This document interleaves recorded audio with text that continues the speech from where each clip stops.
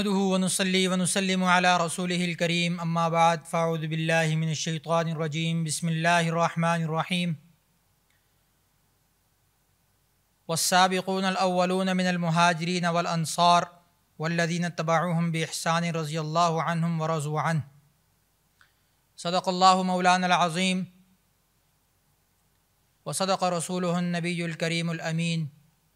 ونحن على ذلك لمن الشاهدين والشاكرين والحمد للہ رب العالمین۔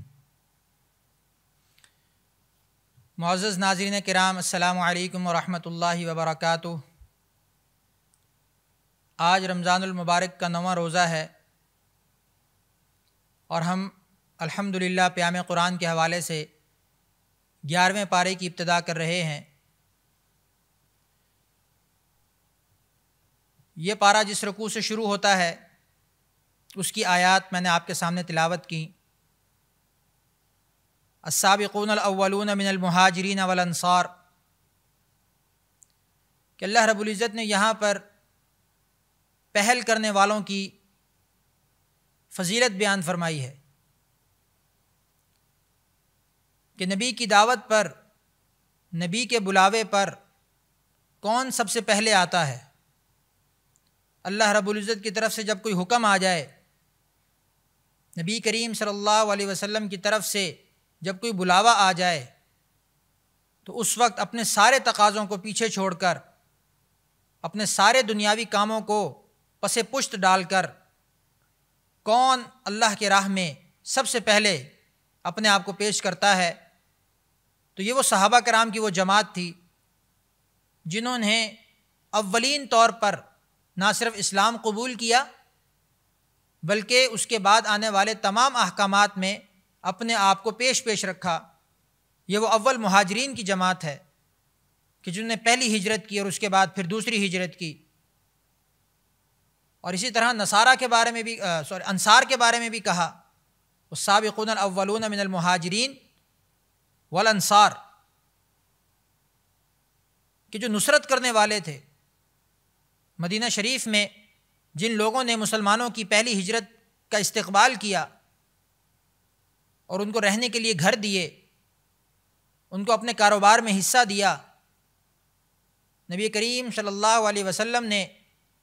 مدینہ منورہ پہنچتے ہی سب سے پہلے جو مواخات مدینہ کا ایک بہت ہی خوبصورت رشتہ قائم کیا، اس رشتے میں بھی جن انصار صحابہ نے اپنے آپ کو سب سے آگے پیش کیا، اللہ رب العزت نے ان کی قرآن کریم کے اندر ان کی فضیلت بیان فرمائی اور کہا کہ رضی اللہ عنہم ورضوا عنہ۔ یہ جو سرٹیفکیٹ ان کو عطا ہوا، اس سے بڑھ کر میرا خیال ہے ان کے لیے کوئی انعام نہیں تھا کہ اللہ نے دنیا میں ہی اپنی رضا کا پروانہ ان کو نصیب فرما دیا۔ کہ تمام صحابہ کرام کے بارے میں یہ کہا گیا کہ اللہ ان سے راضی ہے اور یہ اللہ سے راضی ہیں۔ اور پھر آگے کیا کہا؟ وَأَعَدَّ لَهُمْ جَنَّاتٍ تَجْرِي مِن تَحْتِهَا الْأَنْهَارُ خَالِدِينَ فِيهَا أَبَدًا، کہ ان کے لیے ایسی جنتیں تیار ہیں، ایسے باغات اور ایسے انعامات تیار ہیں کہ جن میں یہ ہمیشہ رہیں گے، کبھی اس سے نہیں جائیں گے۔ ذَلِكَ الْفَوْزُ الْعَظِيمُ، اور اس کو قرآن نے بہت بڑی کامیابی سے تعبیر کیا۔ اور آگے کہا والذین اتخذوا مسجدا ضرارا، آگے مسجد ضرار کا تذکرہ ہوا۔ مسجد ضرار کون سی مسجد ہے؟ فرمایا یہ منافقین نے تعمیر کی تھی، اور اس میں کچھ نمازیں پڑھتے تھے اور پھر اس کے بعد اکٹھے ہو کر مسلمانوں کے خلاف سازشیں کیا کرتے تھے، کیونکہ ظاہری طور پر تو انہوں نے اسلام کا لبادہ اوڑھا ہوا تھا، ظاہری طور پر انہوں نے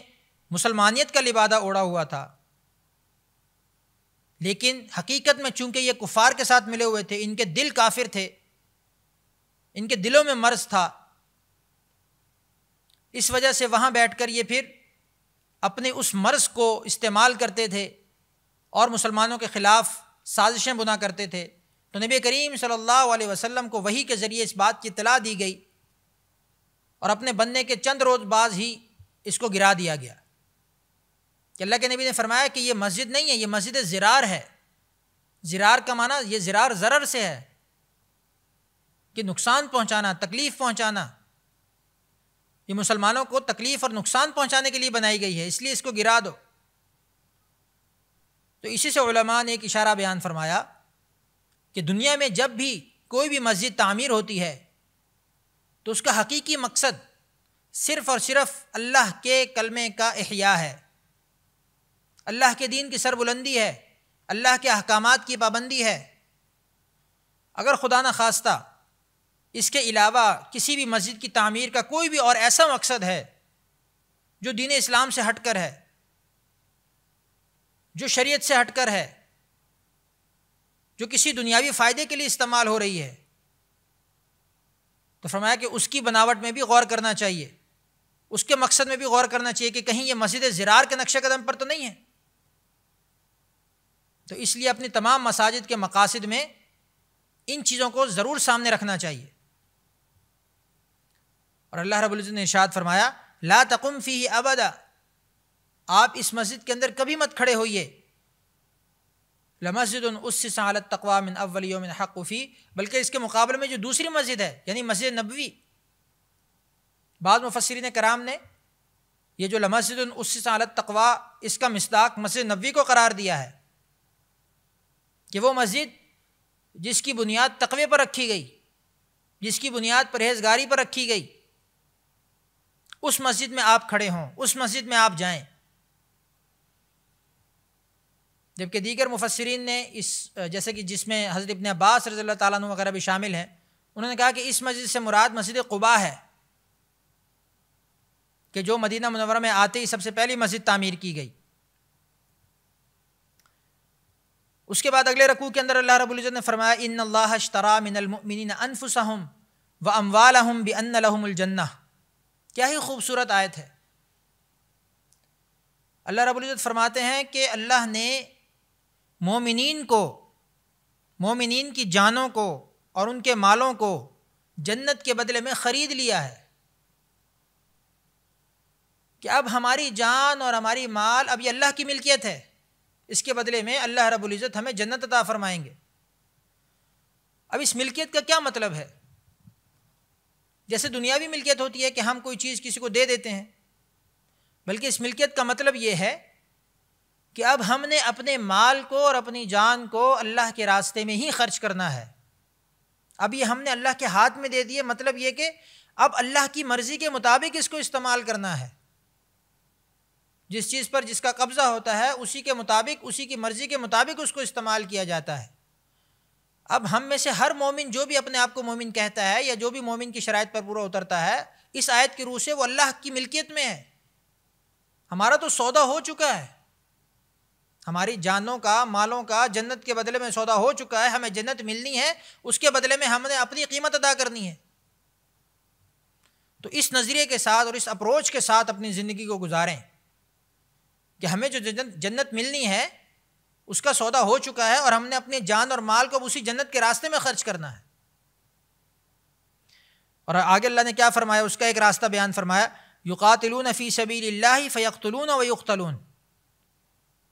کہ اس کا ایک راستہ یہ ہے کہ تم اللہ کے راستے میں قتال کرتے ہو، تم اللہ کے دین کی سربلندی کے لیے جہاد کرتے ہو، تم اللہ کے دین کو پھیلانے کے لیے اپنی جان اور مال کو خرچ کرتے ہو۔ فیقتلون، تم لوگوں کو قتل کرتے ہو، فیقتلون، پس پھر تم خود بھی شہید ہوتے ہو۔ وعدن علیہ حقا، فرمایا کہ یہ اللہ کی طرف سے سچا اور پکا وعدہ ہے، جس سے اللہ رب العزت ان اللہ لا یخلف المیعاد، اللہ اپنے وعدے سے کبھی بھی روگردانی نہیں کرتے۔ پھر آگے اللہ نے فرمایا یا ایھا الذین آمنوا اتقوا اللہ وکونوا مع الصادقین، کہ اے لوگو، اے ایمان والو، تم تقوی اختیار کرو، اللہ سے ڈرو، وکونوا مع الصادقین، اور سچے لوگوں کے ساتھ ہو جاؤ، سچائی کا دامن تھام لو، اپنے ہر فعل کے اندر، اپنے ہر قول کے اندر سچائی کے پہلو کو سامنے رکھو۔ سچائی کا تعلق صرف قول کے ساتھ نہیں ہوتا، یاد رکھیے، ہم جو بولتے ہیں وہ تو سچ ہونا ہی چاہیے، ہمارا جو عمل ہے، سچائی کا تعلق آپ کے عمل کے ساتھ بھی ہے، آپ کا عمل کتنا سچا ہے۔ عمل کی سچائی کیسے پرکھی جاتی ہے؟ عمل کا جھوٹ سچ کیسے پتہ چلتا ہے؟ اس کی جو کسوٹی ہے وہ اخلاص ہے کہ آپ کا عمل کس کے لیے ہے، آپ جو عمل کر رہے ہیں وہ کس کو دکھانے کے لیے ہے، اس کی بیس کیا ہے، اس کا ان پٹ کیا ہے، اس کا آؤٹ پٹ کیا ہے، وہ سارے عمل کا دار و مدار کس چیز پر ہے، وہاں سے آپ کے عمل کی سچائی بھی سامنے آتی ہے۔ تو اس اعتبار سے اللہ رب العزت نے فرمایا وَكُونُوا مَعَ الصَّادِقِينَ، تم سچے لوگوں کے ساتھ ہو جاؤ۔ کیونکہ ساتھ ہونے کا کیا مطلب ہے کہ اللہ تعالیٰ فرماتے ہیں کہ جو دنیا کے اندر جس کے ساتھ ہوگا آخرت میں اس کا حشر اسی کے ساتھ ہوگا۔ جو دنیا میں جس کی صحبت میں رہا ہوگا، جو دنیا میں جس کی صحبت میں رہتا ہوگا، آخرت میں اسی کے ساتھ اس کا حشر ہوگا۔ فرمایا جب یہ حکم آیا تو صحابہ کرام کی خوشی کا کوئی ٹھکانہ ہی نہیں رہا، کیونکہ ان کو یہ اندازہ ہو گیا کہ ہم تو ساری زندگی نبی کریم صلی اللہ علیہ وسلم کے ساتھ رہے ہیں، تو ہمارا حشر اور ہماری آخرت بھی آپ علیہ السلام کے ساتھ ہی ہوگی۔ تو یہ اللہ رب العزت نے ضابطہ بیان فرما دیا۔ اور صادقین کون لوگ ہیں؟ جن پر اللہ رب العزت نے اپنا انعام فرمایا ہے، جن سے اللہ رب العزت خوش ہوئے ہیں۔ حضرت ابوبکر صدیق رضی اللہ تعالیٰ عنہ کو بھی سچا ہونے کا لقب دیا گیا، اور اس کا پس منظر بھی بڑا خوبصورت ہے کہ جب واقعہ معراج ہوا اور کفار کو پتہ چلا کہ مسلمانوں کے جو نبی ہیں وہ ایک ہی رات میں پہلے یہاں سے بیت المقدس گئے ہیں اور اس کے بعد 7 آسمان کا سفر کر کے راتوں رات واپس تشریف لے آئے، ایسا کیسے ہو سکتا ہے؟ کفار مکہ تو اس پر یقین کرنے کو تیار نہیں تھے، اور اس پر کسی نے جا کر حضرت ابوبکر صدیق رضی اللہ تعالیٰ عنہ کو یہ بات کہی کہ کیا تم نے سنا ہے کہ تمہارا نبی اس طرح کی بات کرتا ہے اور اس طرح کا دعویٰ کرتا ہے؟ تو حضرت صدیق اکبر رضی اللہ تعالیٰ عنہ نے کیا ارشاد فرمایا کہ اگر میرے نبی نے یہ کہا ہے تو یہ حق ہے اور سچ ہے، اس میں ذرا برابر بھی کسی قسم کے بھی شک کی گنجائش نہیں ہے۔ تو اس پر آپ کو صدیق کا لقب دیا گیا۔ اور ویسے بھی اللہ رب العزت نے جب اپنے انعام یافتہ لوگوں کا ذکر فرمایا، اولئک الذین انعم اللہ علیہم من النبیین والصدیقین والشہداء والصالحین،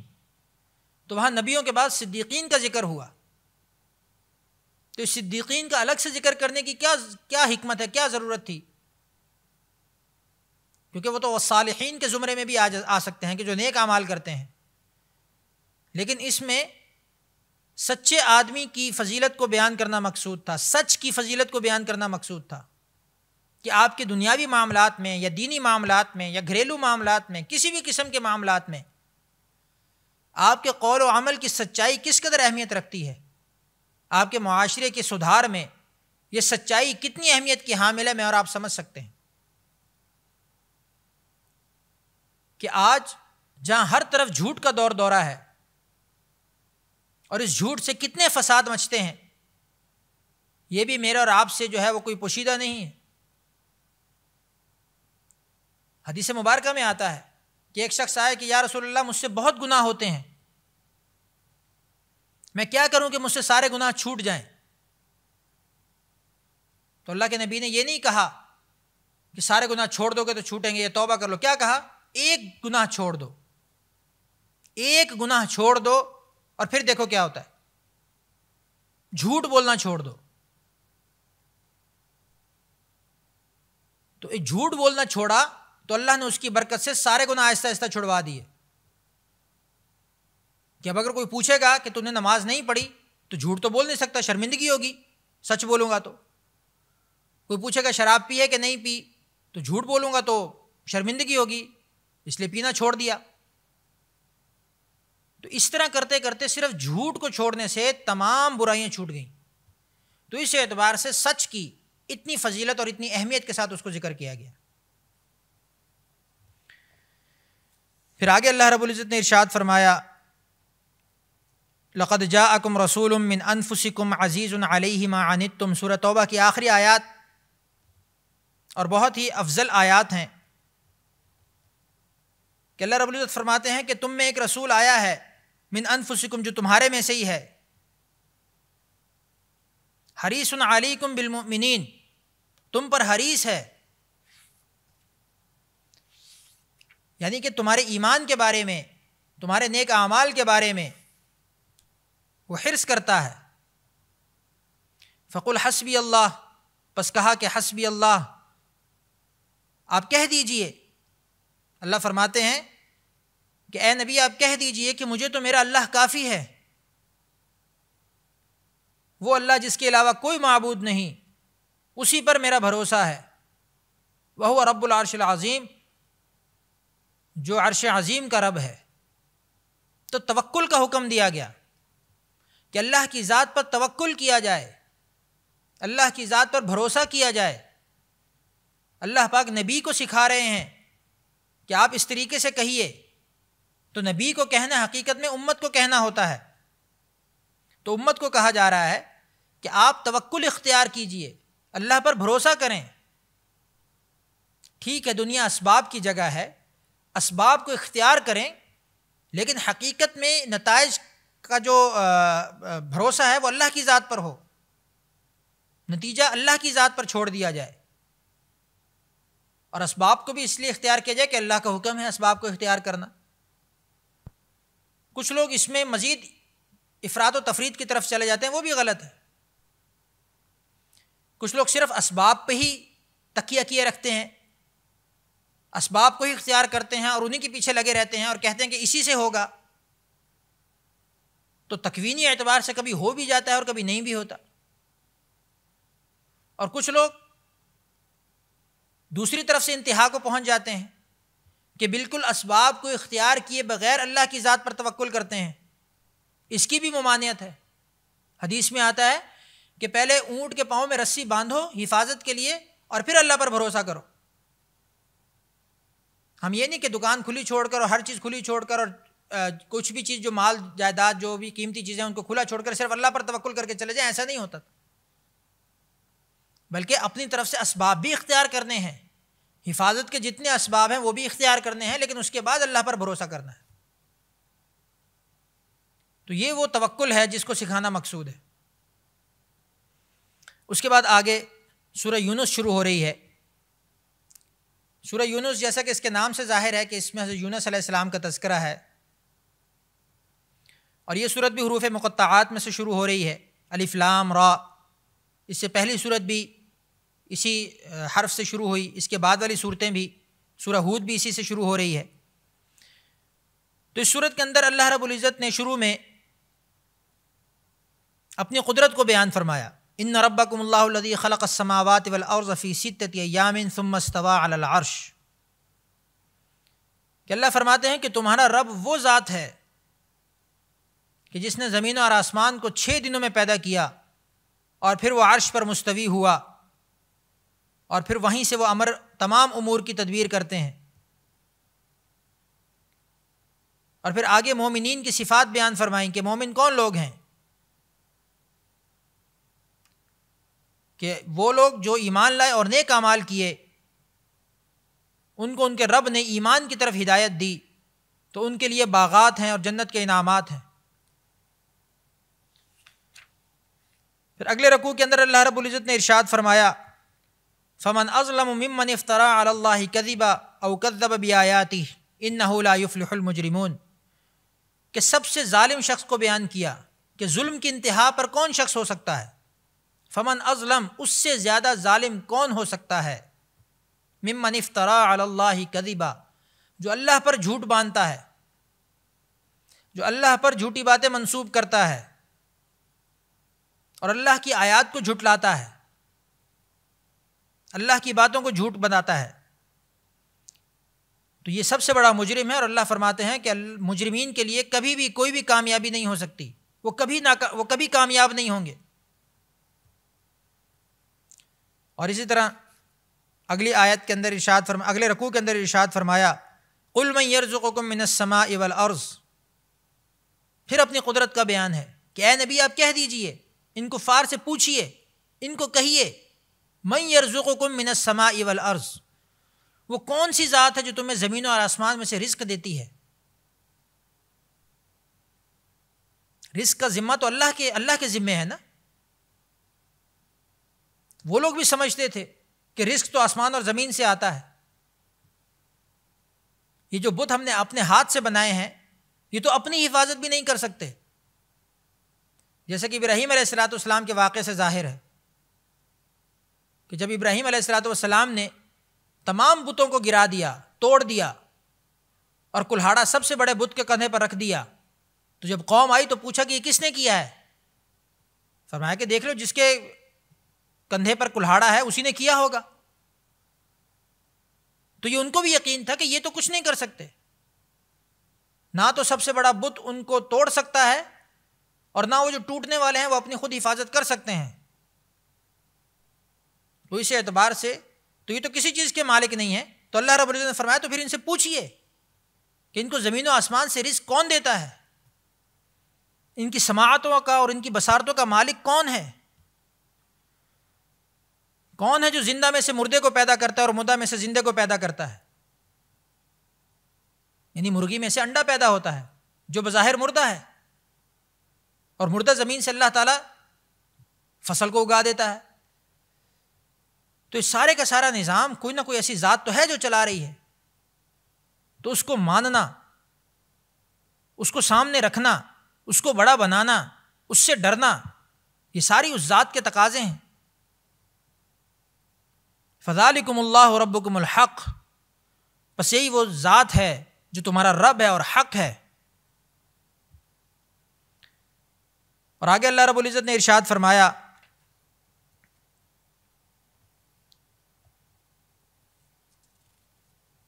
وَيَقُولُونَ مَتَىٰ هَٰذَا الْوَعْدُ إِن كُنتُمْ صَادِقِينَ، اور وہ کہتے ہیں کہ کب ہے یہ وعدے کا دن اگر تم سچے ہو.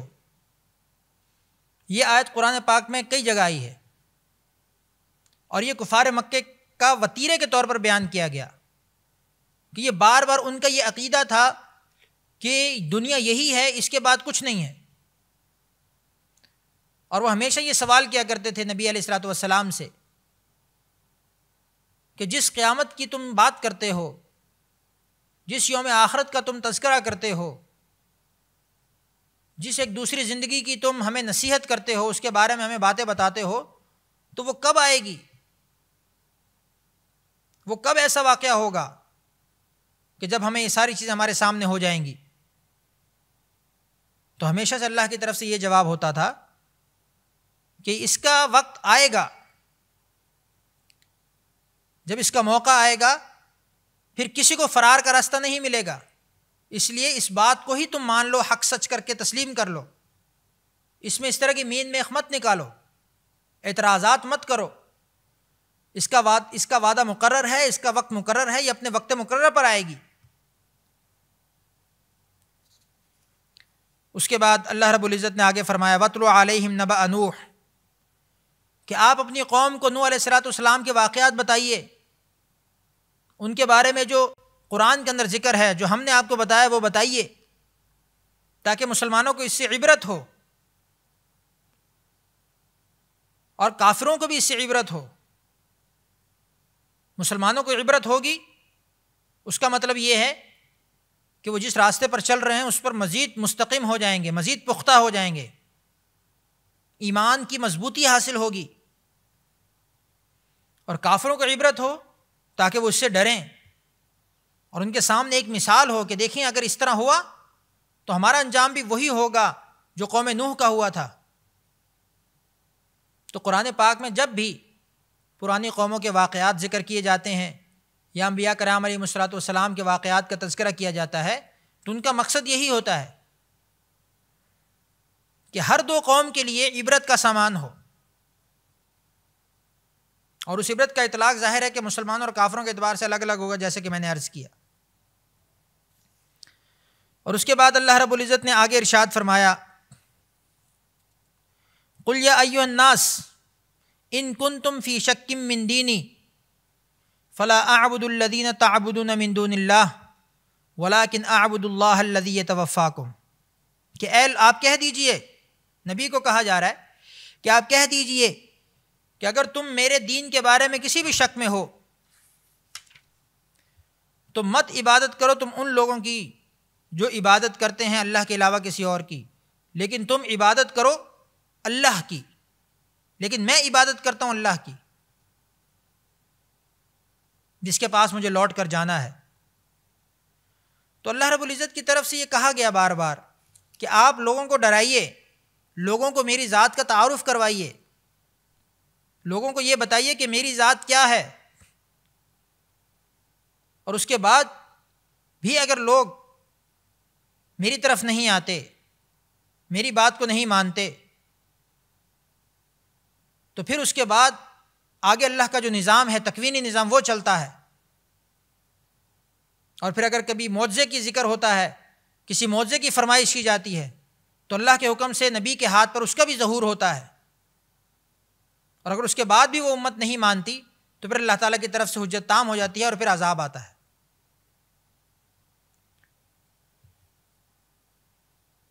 آگے سورہ ہود شروع ہو رہی ہے۔ سورہ ہود جیسا کہ اس کے نام سے ظاہر ہے کہ ہود علیہ السلام یہ بھی ایک بہت بڑے نبی ہیں، قوم عاد کی طرف بھیجے گئے، اور ان کا اس کی صورت کے اندر تذکرہ ہے، اور باقی انبیاء کرام علیہ السلام کا بھی تذکرہ ہے کہ وہ اپنی قوم کی طرف بھیجے گئے اور انہیں کس طرح کی تعلیمات دیں۔ حضرت نوح علیہ السلام کا تذکرہ ہے، حضرت شعیب علیہ السلام کا تذکرہ ہے، حضرت صالح علیہ السلام کا تذکرہ ہے کہ وہ کیسے اپنی قوموں کی طرف بھیجے گئے اور انہیں کس طرح کی تعلیمات دیں، اور ان تعلیمات کے باوجود اگر جو لوگ ایمان نہیں لائے تو اللہ نے مختلف طریقے سے ہر قوم کو عذاب دے کر ہلاک کیا۔ تو اس 12ویں پارے کے اندر اللہ رب العزت نے ابتدائی طور پر اس صورت کو نازل فرمایا، اور آگے کہا اولئک الذین خسروا انفسہم، کہ جو لوگ اللہ کی ذات کو نہیں مانتے، نبی کی بات کو نہیں مانتے، اللہ کی طرف سے وہ اپنی ذات کے خسارے میں ہیں۔ پھر آگے وَلَقَدْ أَرْسَلْنَا نُوحًا إِلَىٰ قَوْمِهِ، قوم نوح کی بات ہوئی کہ اللہ رب العزت کے حکم سے نوح علیہ السلام نے اپنی قوم کو اللہ کی طرف بلایا اور کہا انی لکم نذیر مبین، کہ میں واضح طور پر تمہیں ڈرانے کے لیے آیا ہوں کہ اللہ تعبدوا الا اللہ، کہ تم اللہ کے علاوہ کسی کی عبادت مت کرو، اور میں تمہیں دردناک دن کے عذاب سے ڈرانے کے لیے آیا ہوں۔ لیکن ان کی قوم نے ان کی بات کو نہیں مانا، تو اللہ رب العزت کی طرف سے حکم ہوا کہ تم ایک کشتی بناؤ، اور جتنے بھی لوگ تمہاری بات کو ماننے والے ہیں وہ اس کے اندر سوار ہو جائیں۔ تو یہاں پر اللہ رب العزت نے ایک واضح ضابطہ بیان فرما دیا کہ نبی کی بات کو جو مانے گا وہی کامیاب ہے، پھر چاہے وہ نبی کا بیٹا ہے یا کوئی بھی ہے، اگر وہ بات کو نہیں مانے گا اللہ رب العزت اس کو کسی رشتے کا لحاظ کیے بغیر ناکام فرمائیں گے۔